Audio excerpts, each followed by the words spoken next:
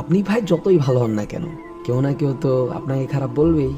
শয়তানও তো ফেরেশতাদের অপছন্দ করেছিল, তাই বলে কি ফেরেশতারা খারাপ হয়ে গেছে? নিজের অবস্থানটা সঠিক মনে হলে কাউকে খুশি করার জন্য প্রয়োজনের চেয়ে অতিরিক্ত তোষামত করতে যাবেন না। এসব আজাইরা তোষামত করে আপনি আপনার এত এত মূল্যবান সময় কেন নষ্ট করবেন? আপনাকে আপনার কাজটা করে যেতে হবে, আপনার রবকে খুশি করার জন্য। এতে কেউ কষ্ট পেলে তা আপনার রব দেখে নেবেন ইনশাআল্লাহ। আপনাকে খেয়াল রাখতে হবে আপনার আচরণের প্রতি, যেন তাতে অবজ্ঞা, অবহেলা, অহংকার প্রকাশ না পায়। হে আমার নফস, তুমি যা চাও তা না পেলে দুঃখ করো না, বরং তোমার রব তোমাকে যা দান করেছেন তা দ্রুত গ্রহণ করো।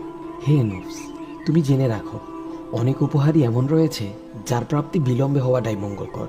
তোমার এই অভাবের মাঝে তুমি সান্ত্বনার খোঁজ করো এবং প্রতীক্ষার কদর করো, কেননা তুমি সন্তুষ্ট থাকলেই তোমার হৃদয় আনন্দিত ও কৃতজ্ঞ থাকবে। এবং এটাও জেনে রাখো, যখন তোমার রব তোমায় পরীক্ষায়